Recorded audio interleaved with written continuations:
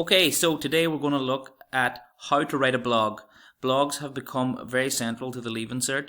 Question B's, almost every year now, a blog will come up.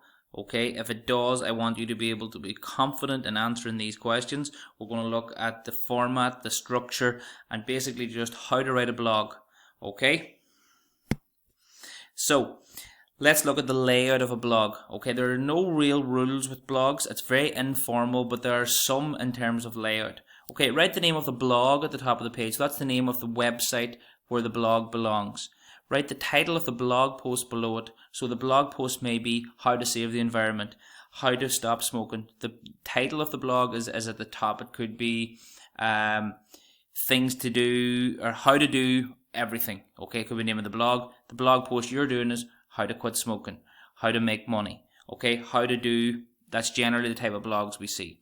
Write the name of the author below this. So if you put those three things in, the first thing you're doing is making the examiner aware that you are conscious that this is a blog and you're hitting the P, the purpose of the in terms of answering the question. Put in the date beside the author's name.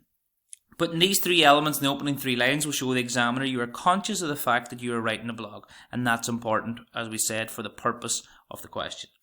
Let's take a look at some real blogs to see how they do it. Okay, so we'll see an image here. It's taking a little while to load. So we're just going to go out of it. You'll see it here in this slide. The title of the blog is makeawebsitehub.com. The title of the blog post is how to make money as a kid in 2020. Some of you might find that useful. Look at the name or the title of the author, by Jamie. Okay, there's no date there, but that's the three things that I want you to take into account when you are doing your layout. Okay, we'll go back into this and hopefully it should work. So for your introduction, for exam questions, I would make sure you acknowledge that it's a blog post in your introduction. My last post was about the effects of carbon emissions. So today I'm going to tell you about how to reduce your carbon footprint. Okay, so that's telling the examiner that you know it's a blog post. You should write in the first person, and for exams, make sure you're addressing the question throughout the post. For example, your mock question had three elements, one which most people missed. So I explained to you how to box the question. So underline what are the elements of the question that you need to be cognizant of. Okay, so what do you need to write about? Okay, so that's your introduction. You might want to start with a question.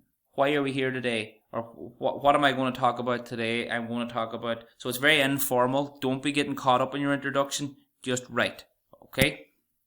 Throughout the blog, this is where you can express yourself as a writer and imagine you have an audience. What do you want to tell them? So it's your stage, you have the pen in your hand, you get to speak to the audience, okay?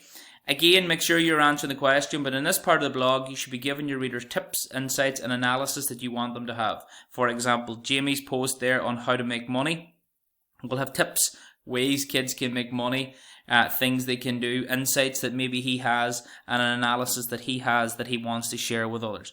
Yours could be how to study for Leaving Cert exams, how to study while at home, okay? Any of you could be writing a blog right now. It's a day-to-day diary of your thoughts, your feelings, okay?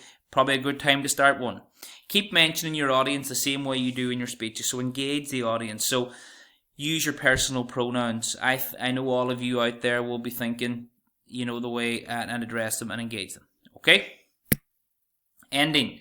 Generally, you'll be asking people to do something, so a call to action similar to your speeches is needed here. Maybe use a famous quote to inspire people and ask them to like and follow your page, which will once again show it's a blog. Okay, think of famous politicians, JFK, ask not what your country can do for you. Quotes like that to get people to think about what they're doing and maybe to sacrifice themselves for a greater good. Okay? So you can't write unless you read, and that is very, very true. You can't expect someone to write a novel if they've never read a novel.